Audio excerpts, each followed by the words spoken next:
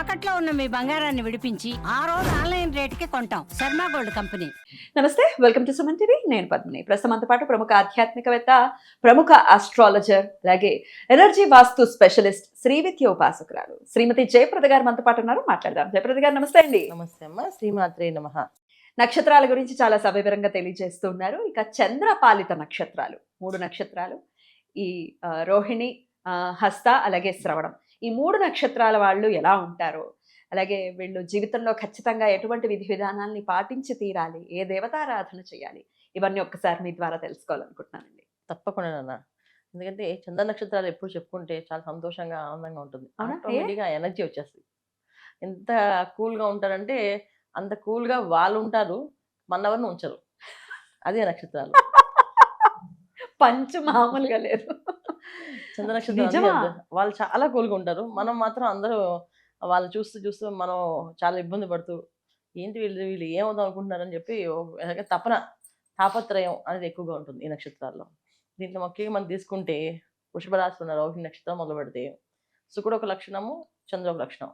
వీరైతే ఇంకా మనకి ఒక క్వశ్చన్ బ్యాంక్, వీళ్ళు క్లారిటీ ఉండదు ఏ విషయంలో కన్నా. అంటే ఏంటంటే ఇది వీళ్ళు మనం చేస్తారు అనేది ఒక క్వశ్చన్ బ్యాంకే. వీళ్ళతో ఎక్కువసేపు సాఫ్ట్గా మాట్లాడాలి, వివరంగా అడగాలి, చెప్పాలి. లేదు అంటే వాళ్ళు చాలా మాట్లాడరు, ఇంట్రోవర్ట్ అయిపోతారు.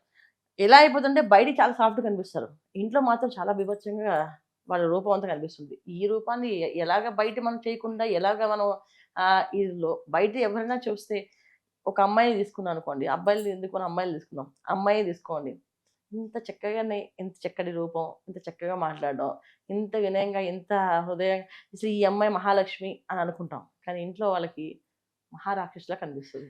ఎందుకంటే ఖచ్చితంగా డిఫరెంట్ కేటగిరీస్ ఉంటాయి వీళ్ళ దగ్గర, డిఫరెంట్ ఆలోచనలు ఉంటాయి. సుఖతత్వము, చంద్రతత్వము. వాళ్ళు ఏవేవో ఊహలు ఉంటాయి నాన్న, ఆ ఊహలన్నీ మనం పట్టుకోలేం కదా. ఇది చేసేద్దాం, అది చేద్దాం, ఇలా చేద్దాం, ఇలా చేద్దాం అని అనుకుంటారు. అవన్నీ అవ్వవు. ఎందుకంటే ప్రాక్టికల్గా తీసుకోవాలి మనం ఎప్పుడు కూడా. ప్రాక్టికల్గా అన్నప్పుడు వీళ్ళకి లగ్నం కానీ పొరపాటున వీళ్ళకి మ్యాచ్ అవ్వలేదు అనుకోండి, ఇక మనం వీళ్ళతో ఒక రకమైన సినిమా మనకి. అది ఏంటి యాంటీ లగ్నాలు రోహిణికి? శుక్రుడికి ప్లస్ చంద్రుడికి 2 చూసుకోవాలి, రెండింటికి లగ్నాలు చూసుకోవాలి. ఏంటి వీళ్ళకి యాంటీ లగ్నాలు, మకరం పడకూడదు, వృచ్చికం పడకూడదు, అంటే మీనం అసలు పడకూడదు. యాంటీ లగ్నాలు కాకపోయినా మీనం పడితే మాత్రం ఇంకా అసలు ఇక తత్వం ఎలా ఉంటుందంటే మేమే దేవుళ్ళు అన్నట్టు ఉంటుంది. అయ్యో బాబోయ్, ఇంత బీభత్సంగా ఉంటుందా? మా బాబాయ్. కానీ ఎవరు ఎక్స్పెక్ట్ చేయరు అసలు ఇలా ఉంటుందా అనేసి, అలా వెళ్ళిపోతుంటుంది. అది సో వీళ్ళని కంట్రోల్ చేసే వాళ్ళు ఒకే ఒక పర్సన్, తల్లి. ఓకే, మేజర్ రోల్ ని ప్లే మేజర్ రోల్. తండ్రి పని చేయలేరు, తల్లి బాగా మెయింటైన్ చేయగలిగితే అంటే వీళ్ళ గురించి తత్వం మొత్తం తెలిసింది, కన్న తల్లికి తెలుస్తుంది. తను కానీ పట్టుకుంటే తల్లి ఒకవేళ నిజంగా మంచిగా ఉండాలి, అంటే అతి గారాబం చేసి పాడు చేయకూడదు అంటేనండి. చాలా తెలివిగా ఉండాలి తల్లి. తెలివితేటలతో వీళ్ళు మలుచుకుంటూ రావాలి, ఇది ఇప్పుడు ఇది ఇప్పుడు ఇది ఇప్పుడు అని. వీళ్ళకి తల్లికి తప్ప ఇంకెవరికి లొంగరు వీళ్ళు. తల్లి ఏం చెప్తే అది ఫాలో అవుతారు. చాలా మంది భర్త వచ్చిన తర్వాత భర్తతో మాటలు అంటే అది చాలా తక్కువ, భార్య తక్కువే. ఎందుకంటే వీళ్ళ మైండ్లో ఏముందో అదే చేస్తారు. ఏవైనా సావని మనం ఎంతైనా అరుచుకొని ఎంతైనా చెప్పని వాళ్ళు అనుకున్న గోల్ మాత్రం లాస్ట్ చేసుకుని వస్తారు వాళ్ళు. అది వీళ్ళ నక్షత్రం. ఎట్లా చెప్తున్నారండి ఇంత యాక్యురేట్? అంటే ఈ నక్షత్రాలు నమస్కారం మీకు నిజంగా. అమ్మ బాబోయ్, ఎందుకంటే తత్వం అంతేనన్నా. అది రోహిణి నిజంగా. రోహిణి దగ్గరగా రోహిణిని చూసిన వాళ్ళకి ఎంత అంటే వీళ్ళ గురించే చెప్తున్నారా అనిపిస్తుంది. అమేజింగ్. ఎన్ని చూసారండి రోహిణి నక్షత్ర జాతకులు? చాలా మంది. అన్ని పాయింట్స్ నోట్ చేసుకుంటారా మీరు? ఎట్లా అనాలిసిస్ ఎలా చేస్తారు మీరు? అంటే రీసెర్చ్ ఓరియంటెడ్ గా ఉన్నారు కదా, ఎలా చేస్తారు? నక్షత్రాన్ని గుణగణాలు, తత్వము, శుక్రతత్వము, చంద్రతత్వము, ఈ 2 చూడాలి. తర్వాత డేట్ ఆఫ్ బర్త్ కాంబినేషన్స్ చూసుకోవాలి. తర్వాత ఖచ్చితంగా ఈ నక్షత్రాల వాళ్ళకి కరెక్ట్ అయిన డేట్ ఆఫ్ బర్త్ లో, అంటే ఇంచుమించు అన్ని కూడా ఆ లక్షణాలు వస్తాయి కదా మనకి. అంటే జనరేషన్ లో మనకి ఎవరైతే తాతలు ఉన్నారో, ముత్తాతలు ఉన్నారో, అదే తత్వాల్లో మన పిల్లలు పుడతారని చెప్పేసి మనకి డిఎన్ఏలో తేలుతుంది.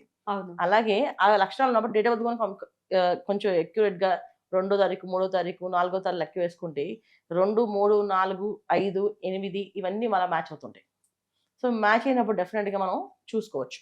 ఇంకొకటి ఏంటంటే లక్షణాలు ఖచ్చితంగా ఈ తత్వాలు వీళ్ళకి ఉంటాయి అని చెప్పేసి అని. ఎందుకంటే చంద్రుడు అనేది ఏంటంటే మనస్కారకుడు, అంటే మన మనసుకి ఏది నచ్చితే చేస్తూ ఉంటాం.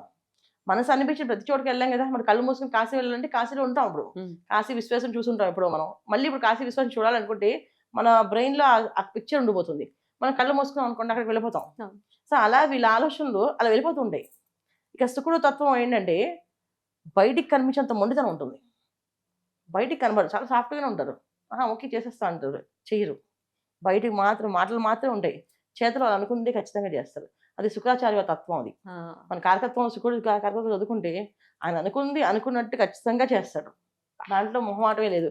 మనం ఆ విషయంలో తీసుకుంటే వచ్చి సాక్షాత్తు బలిచక్రవర్తి దానం ఇస్తుంటే వచ్చింది విష్ణువు, ఆయన వద్దు వెళ్ళకు ఇవ్వకు అని అంటే కూడా లేదు. ఆయన అంత సాక్షాత్తు నిజంగా విష్ణు స్వరూపమై వచ్చి నన్ను అడిగితే ఇవ్వకుండా ఉంటానా స్వామి, అందరికి ఇస్తున్నాను, విష్ణువుకి ఇవ్వను, నేను ఖచ్చితంగా విష్ణు భగవానికి ఇస్తాను. అయినా వీళ్ళు వినకుండా వెళ్ళి ఆయన కమనలలో దాక్కున్నారు. అంటే ఏంటి చూడండి, ఆయన ఇస్తానన్నారు, ఇస్తాను ఆయన తీసుకుంటుంది, ఈయన మధ్యలో ఈయన ఏమైంది, ఉండొచ్చు కదా, లేదు, వెళ్ళి ఉన్నారు. కనుబోగొట్టు తెలుసు కదా విష్ణుమూర్తికి అన్ని తెలుసు కదా, Exactly. ఆయన అన్ని ఈయనకి అలా ఉంది, ఆ తత్వం ఉంది కనుక నీకు ఆ తత్వం ఉండద్దు అని చెప్పి ఆయన చేశారు. సో ఇవన్నీ కూడా ఏంటంటే ఈ బయటికి కనిపించని అనమాట. నేను అలాంటి కథలు చదివినప్పుడు ఇన్స్పైర్ అవుతాం అన్నమాట.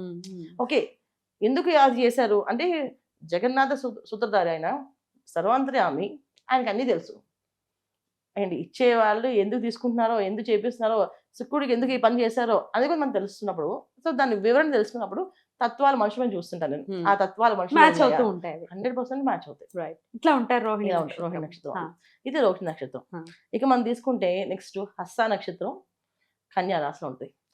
ఈ నక్షత్రాలు మాత్రం చాలా చాలా ఎంత తెలివైన వాళ్ళంటే అసలు అసలు వాళ్ళ తెలివితేటలు మనం ఎప్పుడు అంచనా వేయలేం. ఏ విధమైన వ్యాపారాలు చేయాలన్నా చేయగలుగుతారు వాళ్ళు.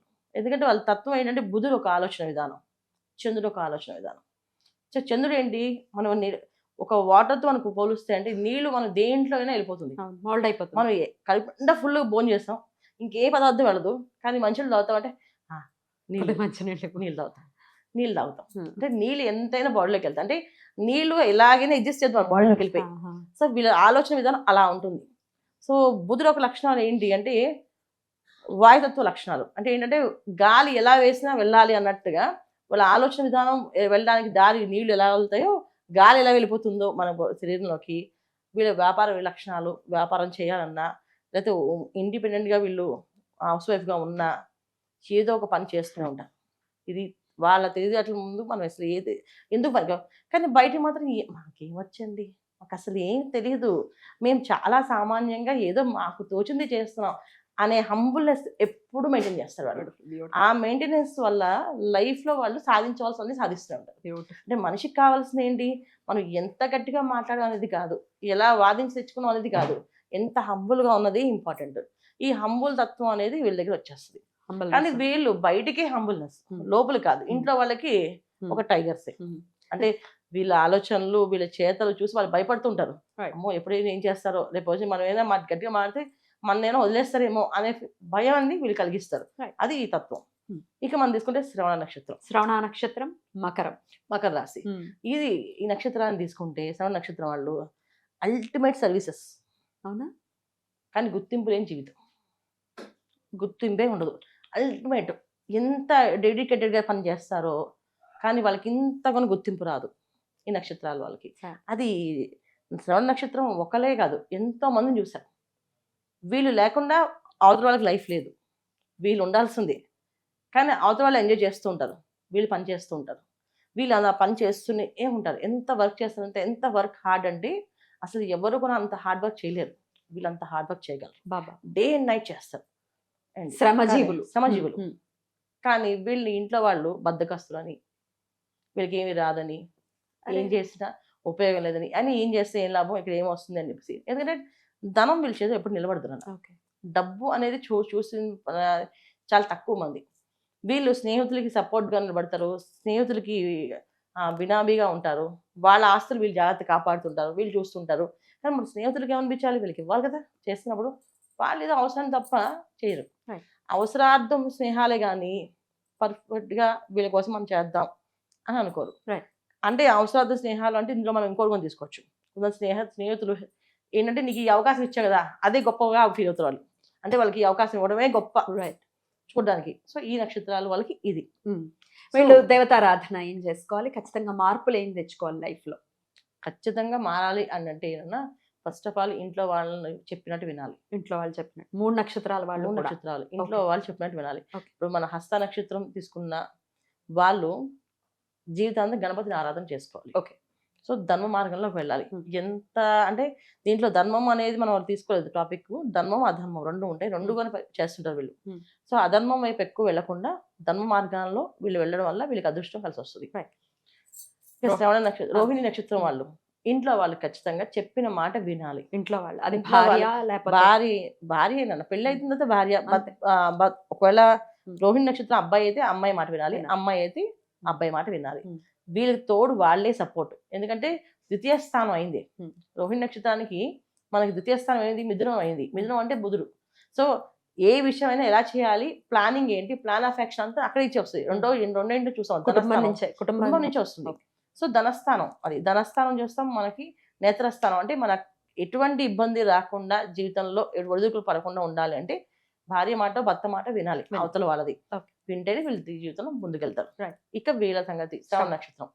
వీళ్ళు చేసే పనుల్లో గుర్తింపు కాకుండా పని చేయాలి వీళ్ళు. అంతేగాని వాళ్ళు నా స్నేహితుడు నేను చేశాను, నా ఇష్టం నేను చేస్తానని ఆ ఈగోని పక్కన పడేసి ఏ పని చేస్తున్నాము అనే దానికి ఫైనాన్షియల్ గా డబ్బు నాకు ఖచ్చితంగా కావాలి అని చెప్పి వీళ్ళు పూజా పునస్కారం చేయాలి.